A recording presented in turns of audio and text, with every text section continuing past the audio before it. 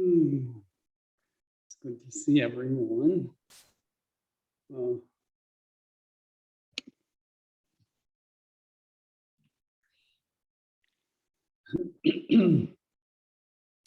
So, as Daryl was saying, we talked 2 weeks ago about dealing with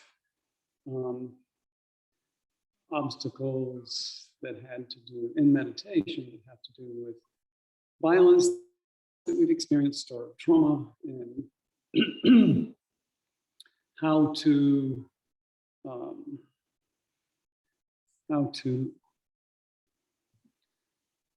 remove or circumvent the obstacles that come from that. And so, as promised, tonight we're going to do a meditation which will address that and demonstrate some of the things that we have talked about as being helpful. So, particularly, I want to work a bit with breath. And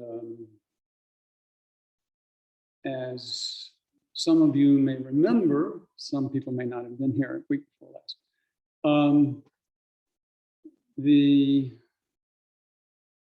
effects of trauma often are registered and expressed through the internal organs, and particularly the sensory nerves from the abdomen that come back via the vagus nerve to our brain. So we sometimes think of the autonomic nervous system, if you've ever thought of the autonomic nervous system, as being primarily motor neurons that go in and regulate how the organs are functioning. But there's also a sensory aspect to that. I think 80% of the nerves coming, the neurons in the vagus nerve are sensory ones. And so when our body responds to violence or to stress, then we have all these typical sensations like a sinking or feeling in the gut, or a sinking feeling, or sometimes actually diarrhea or whatever. But the below the diaphragm, the organs in the abdomen often register in a very unconscious way. But then the turmoil there feeds back to the brain, and the brain then responds with anxiety or fear or freezing up. So these different reactions to stress that we can get stuck in, so that, once we've experienced that, it's always there in the background. Not that doesn't happen to everyone, and that doesn't happen all the time, but it does sometimes. And that can become something that we, attribute to vague concepts like anxiety, depression, or stress, or, but those labels don't really help us figure out what to do about it. And so when we are meditating, we are right in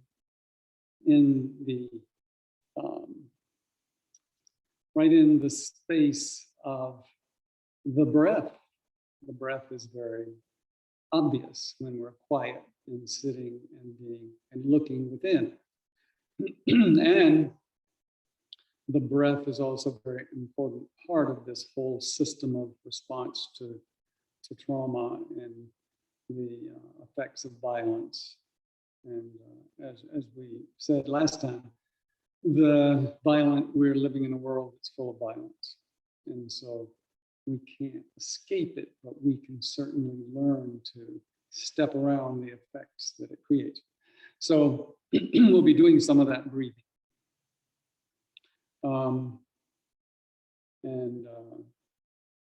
that certain patterns of breath actually, via the vagal nerve, calm the whole anxiety, stress, trauma reactions.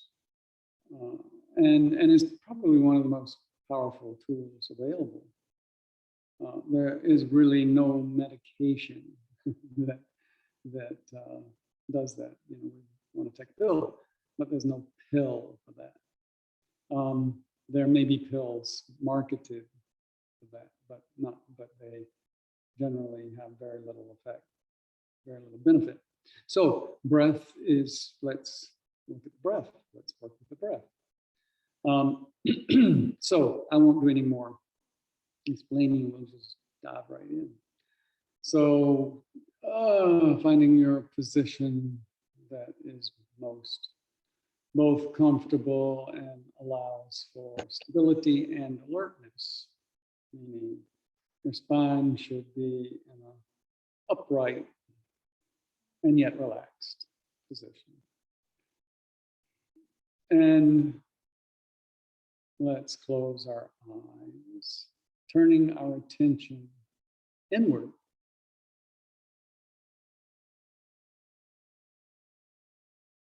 So one of the first things you find when you turn your attention inward is the maybe muscle tension, tightness. And if so, you want to tend to that. And by that, I mean you want to release that tension, which actually is not something you do. It's just the tension is something you're doing. But what's needed here is to stop doing that. So there's nothing really to do. There's only something to stop doing. So holding the muscles tight is another somatic distraction. So if you can let go of that tightness, it's not needed. And let go, and you may want to run through a little inventory of your body to see where there's tension, and as you find it, release it, let it go.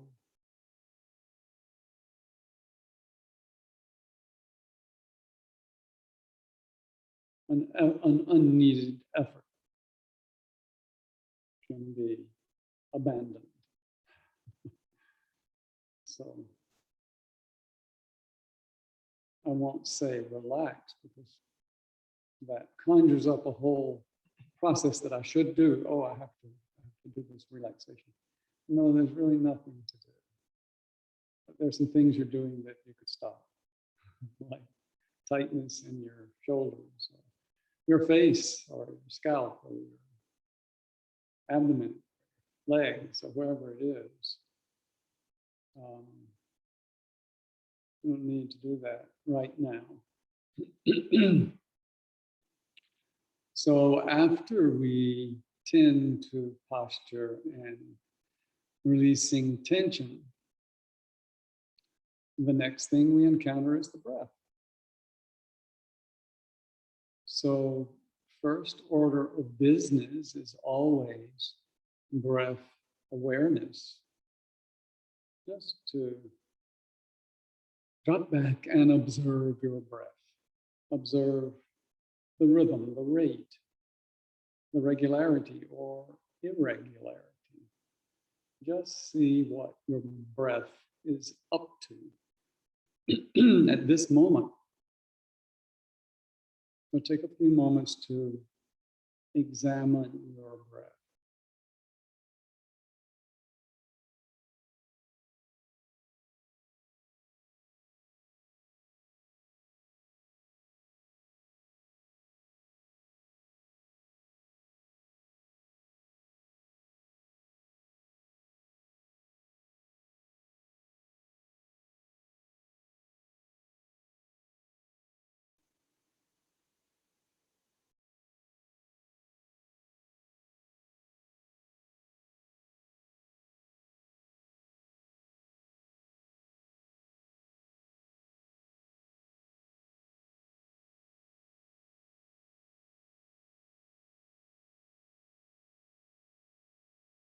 See if you can be aware of the expansion that occurs in your body as you inhale, and the contraction that occurs as the exhalation happens.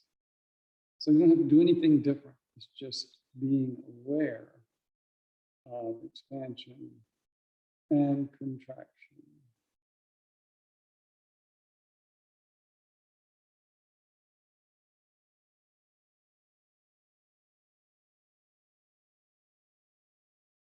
Bringing more awareness to the breath.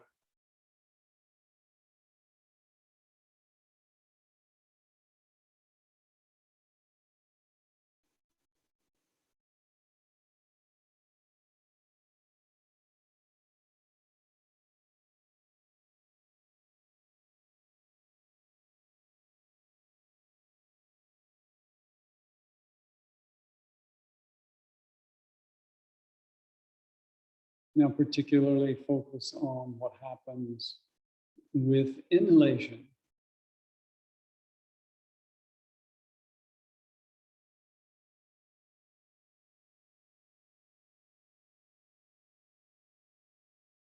What happens throughout your body with inhalation?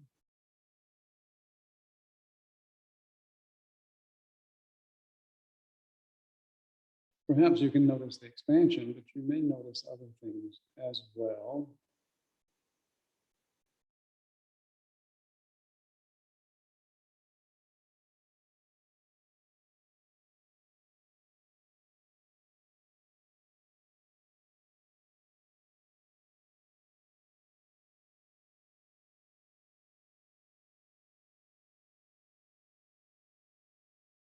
Now I'm going to ask you to notice particularly what happens on exhalation. So shifting your focus a bit to the process of exhaling and notice what happens in your body as you exhale.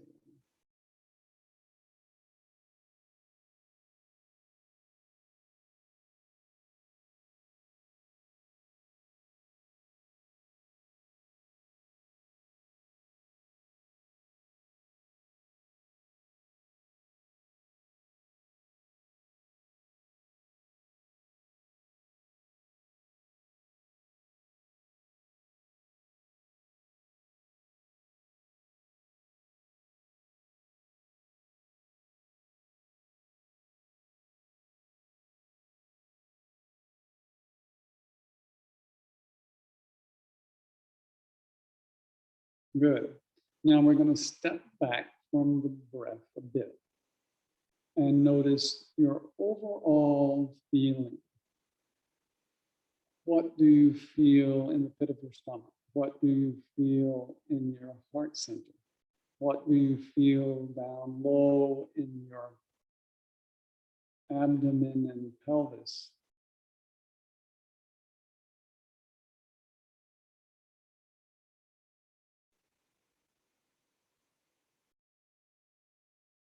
Do you feel relaxed? Do you feel tense? Do you feel any anxiety or apprehension?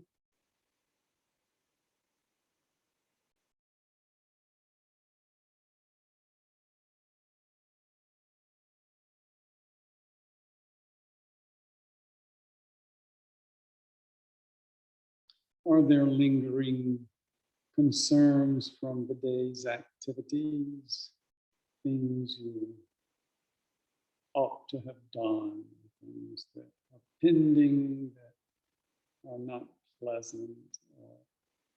What's the background here? What are the, we say sometimes, subconscious, not totally unconscious, but just not being focused on?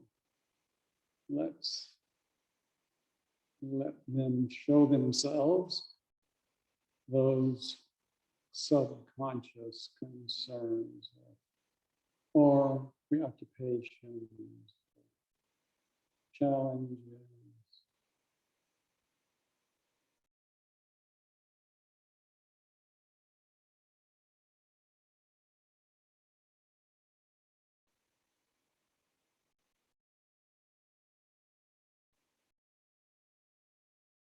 just noticing.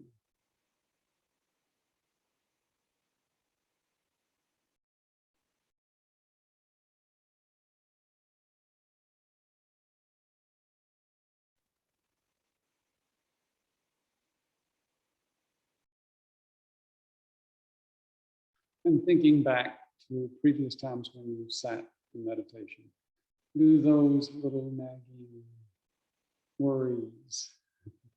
Worries is a good term for it. And preoccupations. How do they affect your meditation?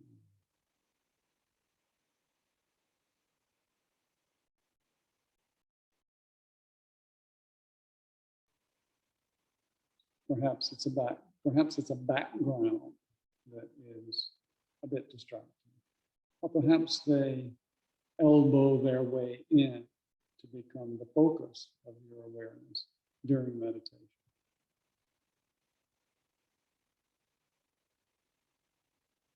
Just remembering how you dealt with that.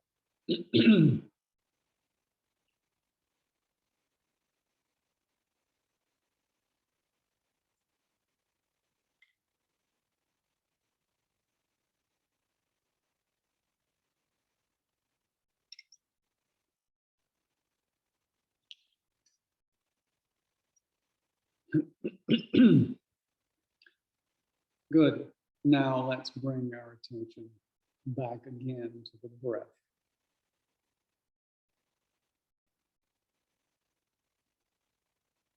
Bringing it back into focus. And now I'm going to ask you to do something a little different. I'm going to ask you to notice the difference between, if there is any difference between the length of inhalation and the length of exhalation. How long does inhalation last? How long does exhalation last? Trying not to disrupt what was going on with the breath, but just observing it.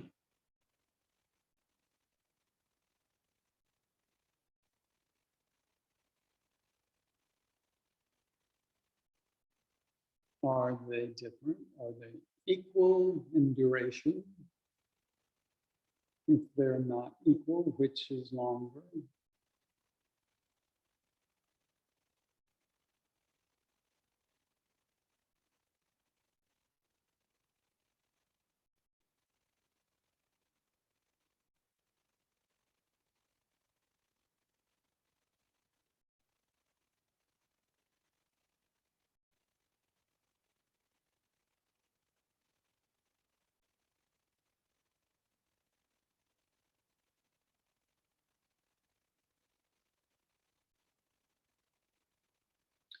And then filing that information for later.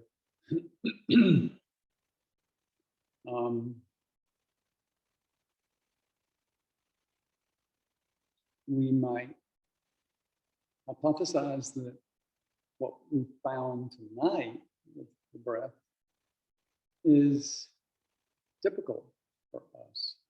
If I found that the inhalation was longer and the exhalation was shorter, it's a possibility that that's what I do most of the time.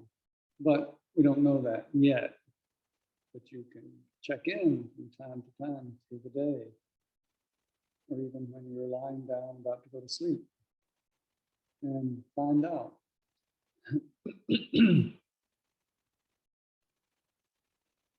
But in the meantime, we're going to do a little exercise with this.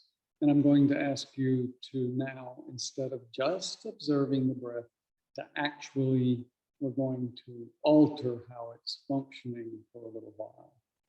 And what I'm going to ask you to do is count the seconds, like 1, you can do classically 1001, 1002, 1003.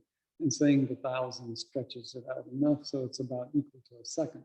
Doesn't have to be precise, but, or you can just go 1, 2, 3, 4. So we want to count the seconds that we are inhaling and count the seconds that we're exhaling. And now we'll get a little more clarity about what's happening, but also now we've messed around with the breath enough that we may have altered it and it may not drop back into our ordinary pattern. But that's okay, because this is just an exercise experimentation. So count with your breath. Count the inhalations and then duration of the inhalation, and then do the same for exhalation. And do that for 3 breaths.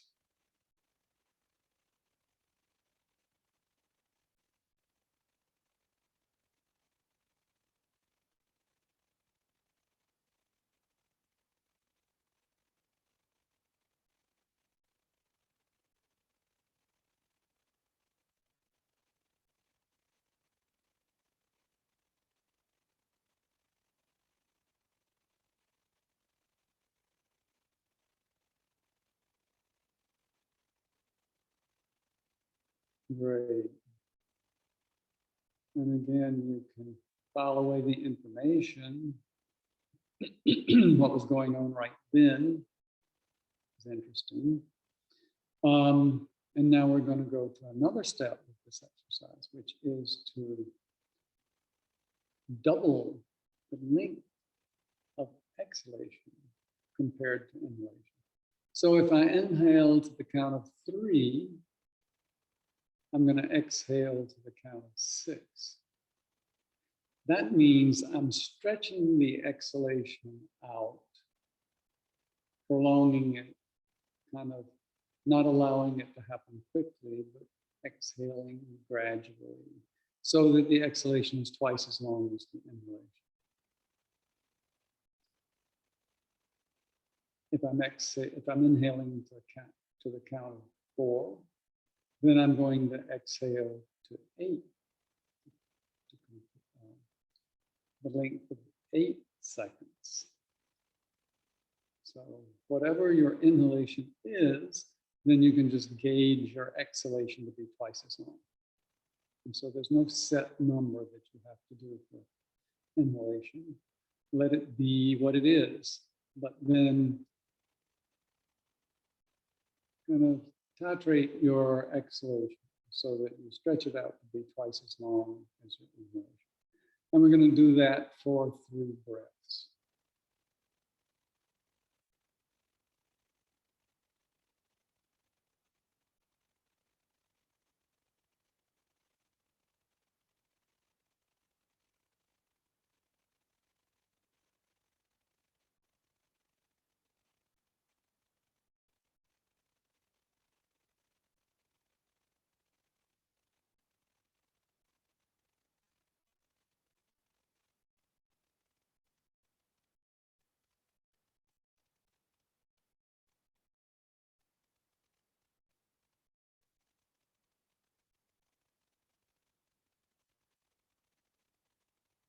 Good.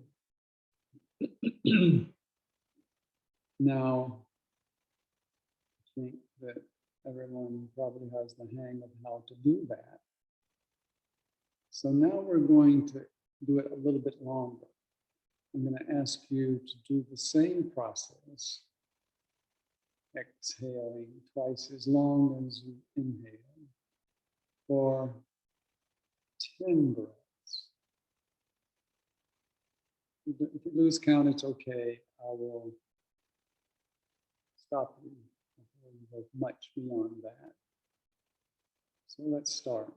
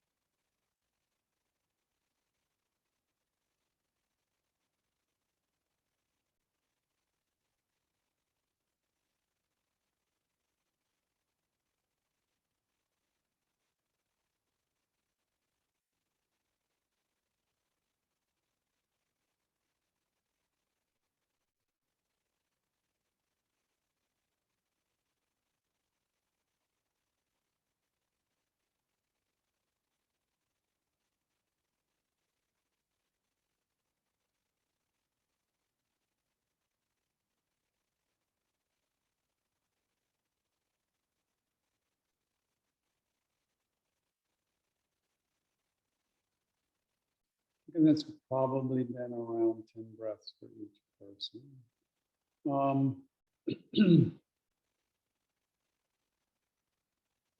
You don't have to stop that if you don't want to, but I do want you to begin to notice how things are internally. Has there been any shift in feeling tone, a shift in the amount of background worries or preoccupations or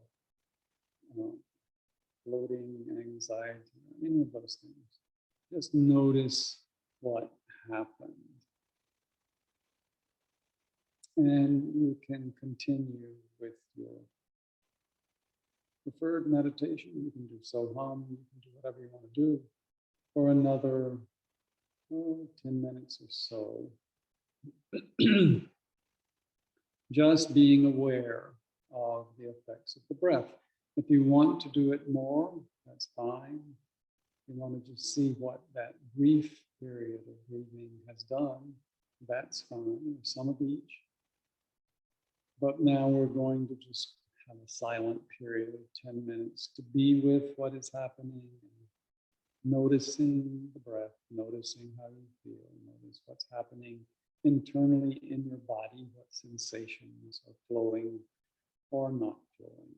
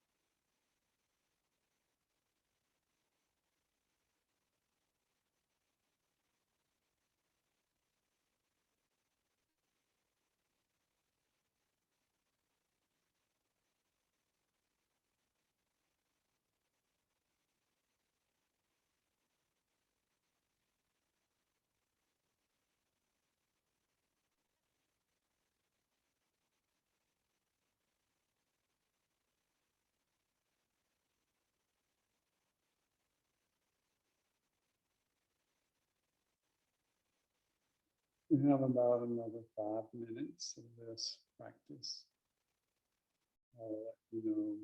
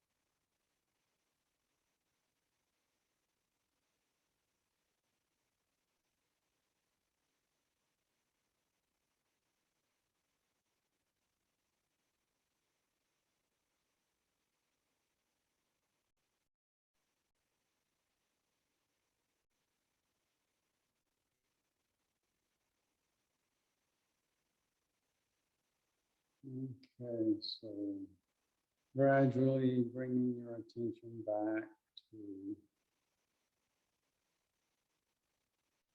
your heart center.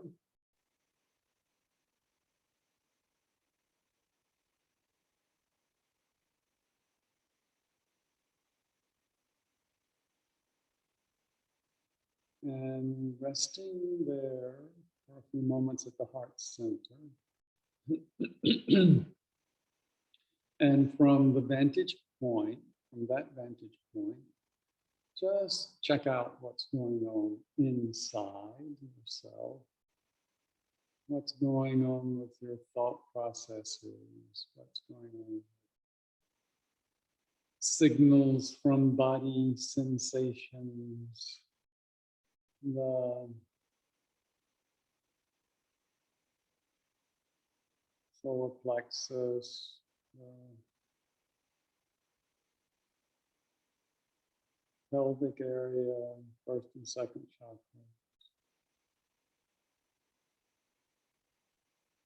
throat center,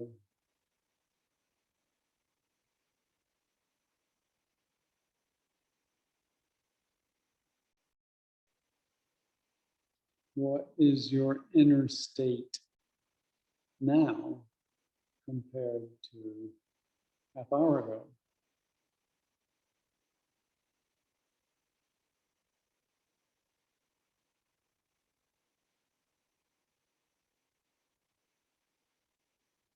If you had worries and preoccupations before,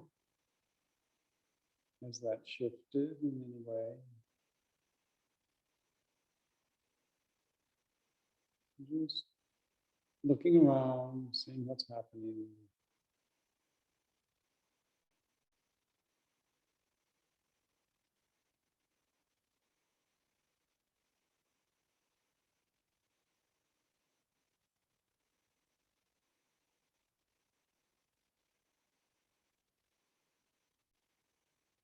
And once you've taken a pretty thorough inventory of what's going on inside yourself with different centers and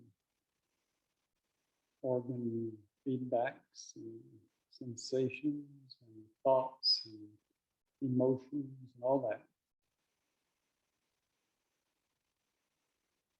Whenever you've completed that, you can begin to extend your awareness from your heart center out towards your arms, up towards your head, down towards your feet.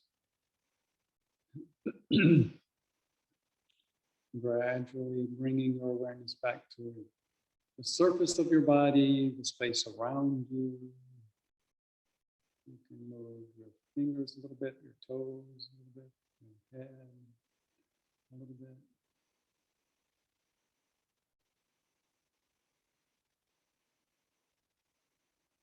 And when you feel ready, you can bring your palms to cover your eyes if you wish.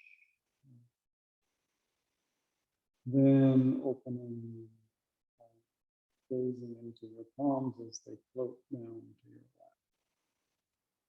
And then from there, gradually looking around, coming back to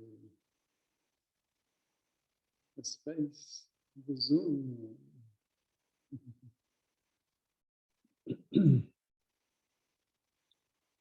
And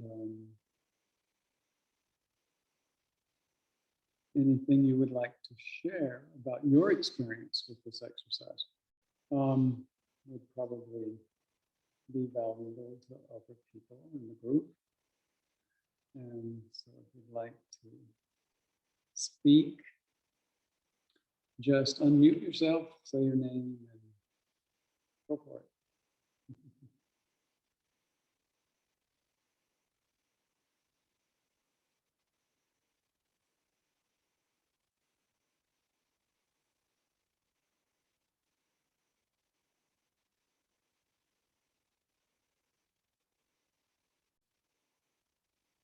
What did you notice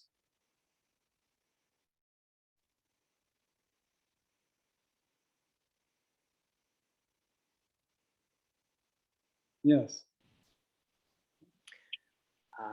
Hi, I'm Joseph, Rudyji, and everyone. Thank you so much. Uh, what I noticed was, especially when you were asking us to pay like more attention to one, either the inhale or the exhale, I noticed that the inhale, my inhales retained a bit of like contraction, like kind of like inhaling with the brakes on a little bit. And then because I became aware of that, and then with the breath, that became less by the end of the practice. So that was interesting. Good. I was having a little technical difficulty here with sound. Could you just repeat some of that? Oh, yeah. Can you hear me? Now I can hear you better. Okay.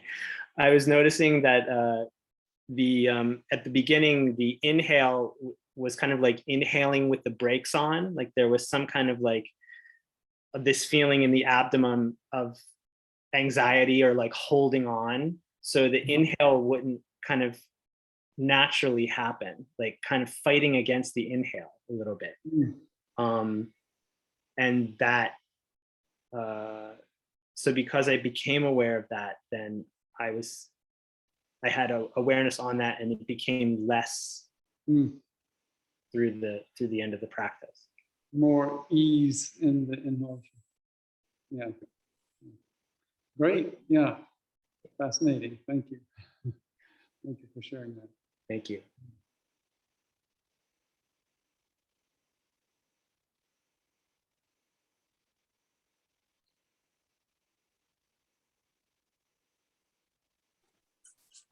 Hi, Rudyji Sunday.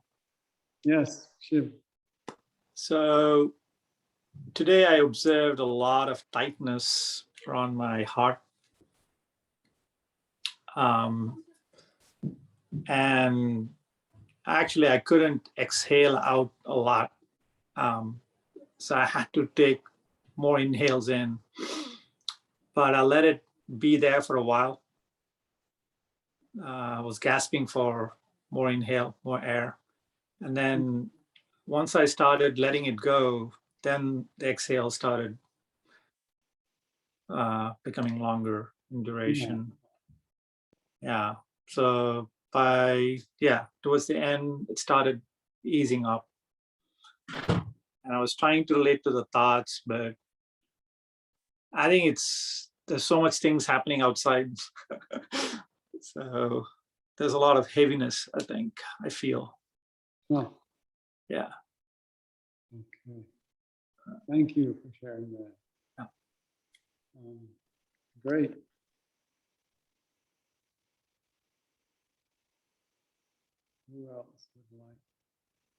Who else would like to tell us what you noticed, what you experienced with the exercise?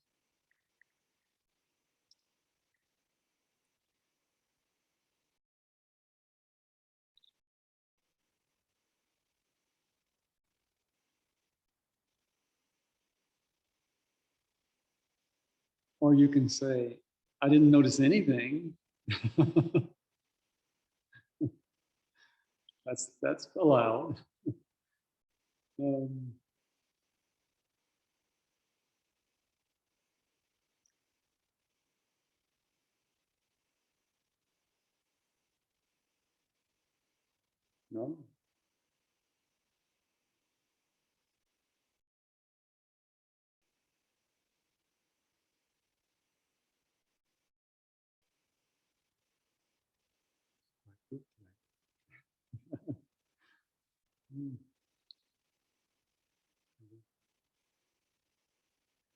You ain't telling. It's okay. All right.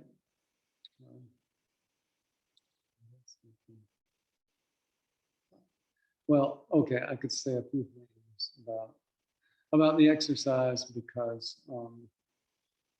it's called, among people that work with trauma, it's called state regulation. That doesn't mean a law, that just means you're regulating your inner state.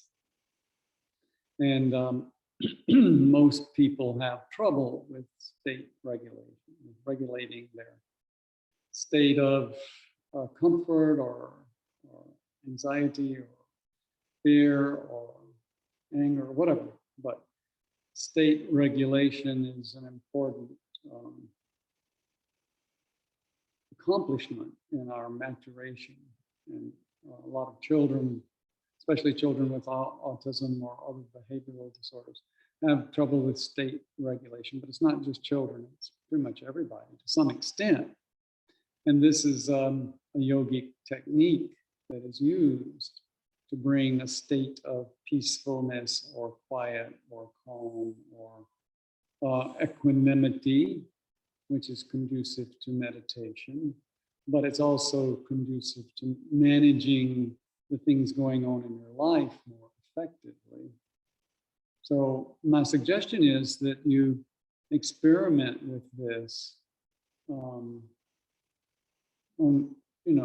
during the day, during your regular activities, but also if you feel that you're just not in a place where you can meditate, I just can't, I don't feel like I can sit and meditate today, then work with the breath, the double duration of exhalation for, 5 minutes or so, and you'll find, I believe most people find that then you're in a much better place to be able to meditate.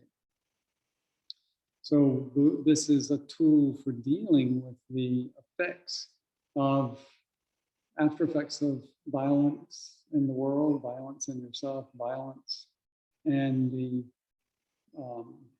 trauma that results from violence, whether it's committing violence or receiving violence. And so this is one very effective tool that can be used. I mean, it's basically a yogic practice, but it's something that people treating PTSD have learned is through the study of the vagal function is useful. So, yeah. Swamiji, how is this related to Nadi Shodhana? Nadi Shodhana also sort of normalizes the left and the right.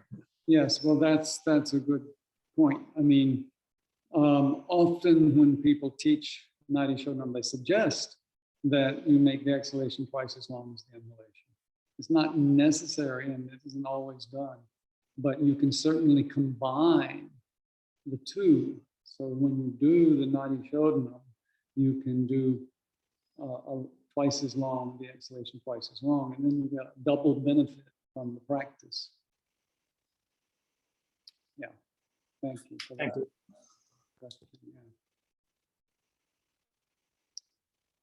Good. Okay. Yes, Joseph. I thank you so much. I also, something else I noticed, I'll find that it goes along quite easily for a while, and there's a lot of feeling in the back of the skull, like pleasant, like tingling, and then inevitably, like some kind of fatigue will set in, or like one of the legs will fall asleep, and that physical feedback then starts to come back into things. And I was wondering if you could like speak to that, like in that kind of situation, like the holding on kind of comes back, and like what is the process there, or what is the best to do? Because I feel like I could go further, but the body starts to become noisy. I can understand that. The body becomes noisy. Mm. You start to feel your leg go numb. It's hard to go beyond that. Mm. Oh, legs go numb? Yeah. Well, that's a common problem that people have. sitting. You might find a different way to adjust your posture. You can always stop and stretch your legs and come back to it.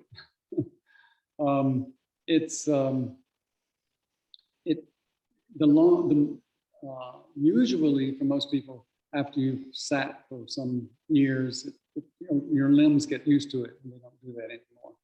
But in the meantime, you have to just kind of be kind to them. And if they need a little massage and stretching, then do that and resume. That's a good policy.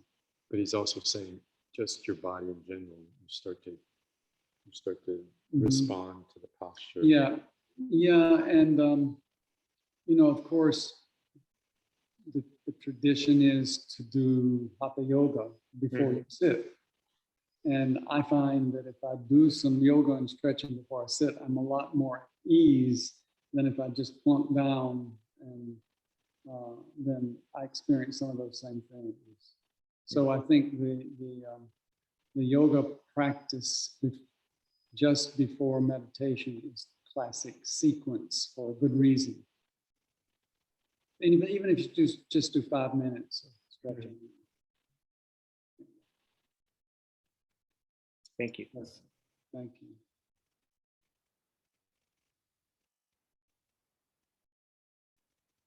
Good. So I guess we'll end there. And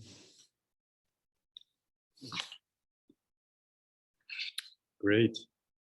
So we have, September is going to be a busy month for us. So we will be away, we'll be doing an event this coming Sunday, and then we'll be away the following Sunday. So you won't see us, we won't be offering a session until third Sunday from now, which I don't know the date, but we'll send out an announcement. And that will be a satsang. We'll have a topic for that. by then. Yeah. And always, if you have an idea or a suggestion or a request for a topic, please do send us a message. And you can reach us at dancingshivatantra@gmail.com. And yeah, it's lovely to see you all tonight. Feels complete, ready to start the week. So you can unmute and say goodnight, say thank you. Thank you. Night. Thank you. Good night. Thank you. Good night. Thank you. All right. Bye. Thank you. Good night.